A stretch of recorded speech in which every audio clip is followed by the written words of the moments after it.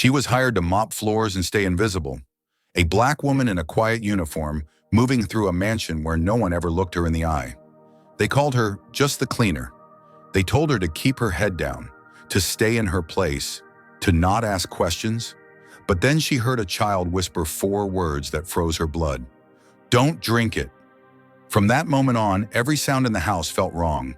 Every smile felt rehearsed. Every cup placed in front of that little boy felt like a threat. She knew what would happen if she spoke up. She wouldn't be believed. She would be doubted, dismissed, maybe fired. Because in a house built on wealth and power, her voice wasn't supposed to matter. Yet something inside her refused to stay silent. Fear battled instinct. Survival battled conscience. And if you stay until the end of this story, you'll witness a truth so shocking it will force you to question who we trust and who we choose to ignore. The first thing Lena Brooks noticed wasn't the size of the house. It wasn't the marble floors, the silent security cameras, or the way her footsteps sounded too loud in a place this expensive. It was the look people gave her when she walked in wearing a plain gray uniform, a cleaning cart rolling quietly behind her, her dark skin standing out against white walls and polished glass. That look that said, "She's invisible. She doesn't matter." Lena had learned to live with it. She was 26, black, and working 2 jobs just to keep her younger brother in community college. When the agency called offering temporary work at the Whitmore family estate in Silverbrook Estates, Connecticut, she didn't ask many questions. The pay was higher than usual, the hours were long, and the job description was vague. Cleaning, light childcare support, household assistance. She needed the money. That was enough. On her first morning, Eleanor Price met her at the door. Eleanor was white, in her early 60s, hair perfectly pinned, posture stiff with authority. She had the kind of confidence that comes from running a household for decades without ever being questioned. "You're the cleaner," Eleanor said, not asking. "Yes, ma'am," Lena replied calmly. Eleanor's eyes flicked over her, uniform, shoes, hands, before she turned away. "Don't disturb Mr. Whitmore unless absolutely necessary, and stay out of the master wing. No welcome, no introduction, just rules." Lena nodded. She'd heard worse. That was when she first saw Caleb Whitmore. He was 6 years old, lying on the couch in the family room, staring at the ceiling like it had answers he couldn't say out loud. His skin was pale, too pale. A half-empty cup of cocoa sat untouched on the table beside him. "Caleb," Eleanor said gently, her voice changing instantly. "Sweetheart, you need to drink this." The boy didn't move, didn't blink. Lena slowed without meaning to. Something about him felt wrong. Not sick in the way kids usually were. Not crying, not restless, just absent. "He hasn't been himself," Eleanor said sharply, noticing Lena's pause. "Doctors say it's stress. Children go through phases." Lena lowered her eyes and kept pushing her cart. She wasn't paid to ask questions. Still, over the next week, she couldn't help noticing patterns. Caleb barely ate. When he did, it was only food prepared by Eleanor. He flinched at the smell of cocoa. Some mornings his hands trembled so badly he couldn't hold his spoon. And every time Thomas Whitmore, his father, came home from work, tired, distracted, still wearing his tailored suit, he looked more desperate than the day before. Thomas was polite to Lena. Distant, but polite. The kind of man who said thank you without really seeing the person he was thanking. One afternoon, Lena overheard him speaking quietly on the phone. "This is the 5th caregiver in 2 months," he said, voice tight. "They keep quitting, no explanation. Just leaving." 5th. Lena's stomach tightened. That night she found Caleb sitting alone on the kitchen floor, his back against the cabinet, knees pulled to his chest. She knelt instinctively. "Hey, buddy, you okay?" He looked at her, really looked at her, his eyes focused for the first time since she'd arrived. "Don't drink it," he whispered. Lena froze. "Drink what?" He glanced toward the counter, where Eleanor's cocoa mug sat cooling. "Don't drink it," he repeated, panic flashing across his face. Footsteps sounded behind them. Eleanor appeared, her expression instantly sharp. "Caleb, what are you doing on the floor?" The boy shrank back. Lena stood. "He looked dizzy. I was just—" "That's not your responsibility," Eleanor cut in. "Please return to your duties." Lena swallowed her response. Later that night, Caleb had a seizure. Thomas rushed him to St. Mary's Medical Center, and Lena stayed behind, scrubbing a spotless kitchen with shaking hands. She told herself she was imagining things.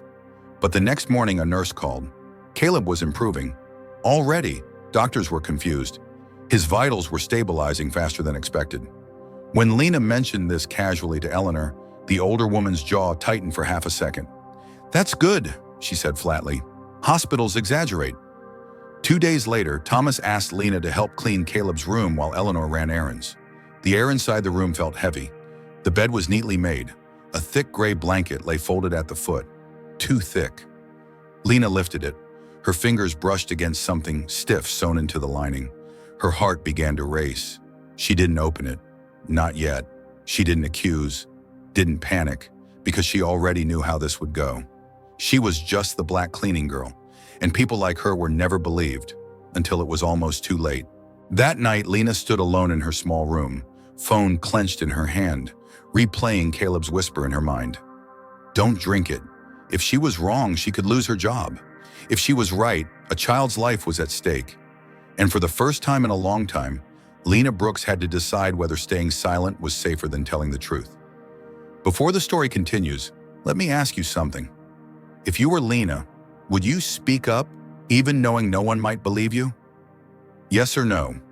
And one more question.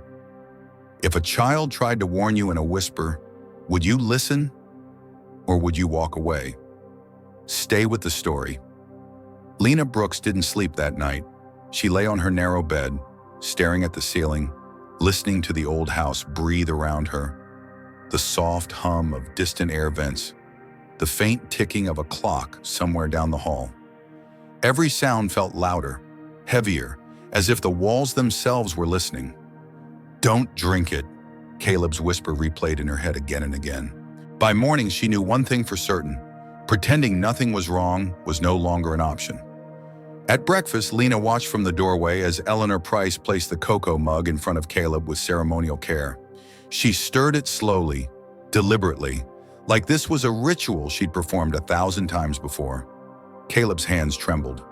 Drink, Eleanor said softly, smiling. He didn't. Thomas Whitmore stood nearby, tie half knotted, eyes red from another sleepless night. Caleb, sweetheart, you need your strength. Lena felt her chest tighten. She stepped forward before she could stop herself. Mr. Whitmore, she said quietly, maybe he shouldn't have that right now. The room went still. Eleanor turned slowly. Excuse me. Lena's heart pounded, but she didn't look away. He seems to get worse after drinking it. I've noticed. You've noticed, Eleanor repeated, voice suddenly cold. And what exactly is it you do here, Lena? The emphasis on her name felt like a warning. I clean. I help when needed, Lena answered, and I pay attention. Thomas hesitated, torn. Eleanor's been with us for over 20 years, he said carefully. She practically raised me. Eleanor straightened. I would never hurt that child.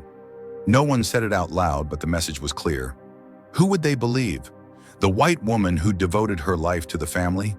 Or the black cleaner who'd only been there a few weeks? Lena stepped back, heat burning behind her eyes. I'm sorry, she said, because that was what people like her were expected to say. That afternoon, Caleb collapsed again. Another seizure, worse than the last. This time, Thomas didn't wait. He rushed Caleb back to St. Mary's, his hands shaking on the steering wheel. Lena rode in the back seat, holding the boy's head against her lap, whispering to him even when his eyes rolled back. You're okay, she murmured. I'm here. At the hospital, doctors move fast. Blood tests, scans, IV lines. A nurse, black, maybe in her 50s, checked Caleb's vitals and frowned. This doesn't look like stress. What does it look like? Lena asked. The nurse hesitated, then lowered her voice. It looks like exposure. Repeated exposure. Toxicology came back an hour later. Sedatives, small doses, enough to weaken a child over time without raising immediate alarms. Thomas went pale. That's impossible, he said. No one in my house would... Lena spoke before fear could stop her. Someone is. The silence that followed was heavy, suffocating. Finally, Thomas sank into a chair, hands covering his face. Who? Lena swallowed. Saying the name felt dangerous. I don't know yet, but I know it's happening at home. Eleanor wasn't there. She'd stayed behind to manage the house. Caleb improved within hours of being admitted. Within hours. That night, Thomas asked Lena to stay at the hospital. I need someone Caleb trusts, he said quietly. And I need someone who isn't afraid to see what's really happening. It was the first time he looked at her like she mattered.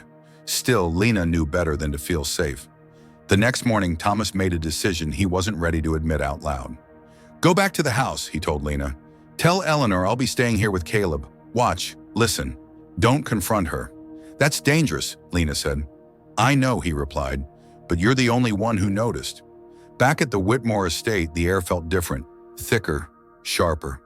Eleanor greeted Lena with a smile that didn't reach her eyes. Back already? Mr. Whitmore asked me to help while he stays at the hospital, Lena said evenly. Eleanor studied her. Of course he did. Over the next few hours, Lena watched carefully. Eleanor moved through the house like a queen in exile, efficient, controlled, but restless. She checked her phone often. She lingered in Caleb's room longer than necessary. When Eleanor went upstairs to rest, Lena acted. She returned to Caleb's bedroom and lifted the heavy blanket again. This time, she opened the seam. Inside was a small cloth pouch, white powder, and strands of blonde hair. Caleb's hair. Lena's hands shook as she snapped photos, heart hammering so loudly she was sure it would give her away. Footsteps. Lena? Eleanor stood in the doorway. Her eyes dropped to the blanket, to the scissors in Lena's hand. The mask fell. You shouldn't have touched that, Eleanor said calmly. Lena backed away. You're hurting him. Eleanor laughed, a short, bitter sound. I'm protecting him, protecting his father. By poisoning a child? By keeping Thomas where he belongs, Eleanor snapped. With me, that boy is just leverage. The word hit Lena like a slap. People like you wouldn't understand loyalty, Eleanor continued. You come and go. We stay. People like you. Lena's fear turned to anger. You think I don't care because I clean your floors. I think you should know your place. Eleanor stepped closer. That was when Lena screamed. The sound tore out of her, raw and desperate. Moments later, the front door burst open. Thomas. He'd returned early, suspicion gnawing at him. He took in the scene, the torn blanket, Lena shaking, Eleanor frozen mid-step. What did you do? He asked, voice dangerously low. Eleanor tried to speak, tried to lie, but Lena had left the hospital line open. Every word Eleanor had said had been heard. Sirens wailed in the distance. This time, no one questioned Lena. Not her instincts, not her fear, not her truth. The house fell silent after Eleanor Price was taken away. Not the peaceful kind of silence, but the stunned, hollow quiet that follows a storm no one saw coming until it was already tearing the roof apart. Police lights flashed across the white walls of the Whitmore estate, red and blue reflections sliding over the same floors Lena Brooks had scrubbed for weeks. Officers moved through the rooms carefully, collecting evidence. The blanket, the pouch, the cocoa tins, the pills hidden behind spice jars and medicine bottles no one had questioned for years. Thomas Whitmore sat on the front steps, elbows on his knees, staring at nothing. I trusted her, he said finally, voice breaking. I trusted her with my son, with my life. Lena stood a few steps away, unsure whether to come closer. She still felt like a guest in a space that had nearly swallowed her whole.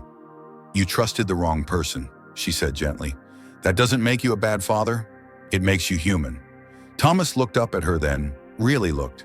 Not as a cleaner, not as help, but as the woman who had saved his child. If you hadn't spoken up, his voice trailed off. He didn't finish the sentence. He didn't need to. Caleb spent the next week in the hospital under careful observation. With controlled meals and no contact with anything from the house, his recovery was undeniable. The tremors stopped. The fog lifted from his eyes. His appetite returned, tentative at first, then with growing confidence. On the third day, he smiled. It was small, uncertain, but real. Lena was sitting beside his bed, reading softly from a children's book she'd found in the hospital gift shop. Caleb reached out and touched her sleeve. You stayed, he said. Yes, Lena answered. I stayed. You didn't let her make me drink it. No, Lena said, swallowing hard. I didn't. He nodded like that settled something important in his mind. Thomas watched from the doorway, his chest tightening. He'd spent years chasing success, believing the biggest threats came from the outside world. Competitors, markets, strangers. He'd been blind to the danger inside his own home. And worse, he'd almost ignored the only person brave enough to warn him. The investigation moved quickly. Eleanor Price was charged with multiple counts of child endangerment, poisoning, and attempted assault. As detectives dug deeper, more disturbing truths surfaced. Patterns of manipulation, control, obsession. The narrative the media tried to spin was predictable. Trusted housekeeper betrays wealthy family. But Thomas corrected them publicly. She wasn't just a housekeeper, he said during a press statement. She was someone we failed to question because we were too comfortable. And the person who saved my son wasn't the one society expected. He turned to Lena, standing beside him. She was. For Lena, the attention was overwhelming. Strangers praised her. Some called her a hero. Others asked why she hadn't spoken sooner, as if courage came without cost. They didn't see the nights she'd spent second-guessing herself, the fear of losing her job, the weight of knowing that, as a Black woman, one wrong word could have ended everything. A week later, Thomas made a decision that surprised even himself. He sat across from Lena in the hospital cafeteria, hands wrapped around a cooling cup of coffee. I don't want you to leave, he said. Lena blinked. I thought, after everything, I don't want you to leave, he repeated. Caleb trusts you, and so do I. She hesitated. I don't want to be just background. You won't be, Thomas said firmly. Not anymore. When they returned to the estate, it felt like a different place. The house had been cleaned, aired out, stripped of every object Eleanor had touched. The heavy gray blanket was gone, replaced with something light and warm. The windows were opened, sunlight poured in. Caleb ran through the halls again, laughter echoing where silence had lived. And Lena? She wasn't given a uniform anymore. She was given a choice. She stayed on, not as the cleaning girl, not as someone easily dismissed, but as a trusted caregiver with fair pay, respect, and a voice that mattered. It wasn't charity, it was accountability. Months passed. The trial concluded. Eleanor Price was sentenced to decades behind bars. When asked if she regretted her actions, she said nothing. Lena never attended the sentencing. She didn't need closure from someone who had nearly destroyed a child's life. Her closure came in quieter moments, like the first time Caleb ran into her arms in the front yard, or the night Thomas admitted, through tears, that he'd confused loyalty with truth for far too long, or the morning she realized she no longer walked into the house feeling invisible. One evening, as the sun dipped low over Silverbrook Estates, Lena sat on the porch steps watching Caleb draw with chalk on the driveway. You know, Thomas said, joining her, I used to think good people were always easy to recognize. Lena smiled softly. They rarely are. I almost didn't listen to you. But you did, she said. Eventually. He nodded. I won't forget that. Neither would she, because this story wasn't just about a poisoned cup or a dangerous woman. It was about what happens when bias tells us who is worth believing and who isn't. It was about how easily truth can be ignored when it comes from the mouth society labels as unimportant. And it was about how one voice, steady and brave, can still change everything. As the sky darkened, Caleb looked up from his chalk drawings. Lena, he called. Yes, sweetheart? When I grow up, he said, serious now, I want to be someone who listens. Lena felt tears sting her eyes. I think, she said gently, you already are. Now let me ask you, the viewer, how did this story make you feel? Angry, hopeful, emotional, or reflective? Do you think Lena would have been believed sooner if she hadn't been a Black woman in a cleaning uniform? If you like this story and want more stories like it, comment the number 111 below. Tell us, what country are you watching from? And if this story moved you in any way, please share it, because sometimes the stories we pass on are the ones that help others finally be heard.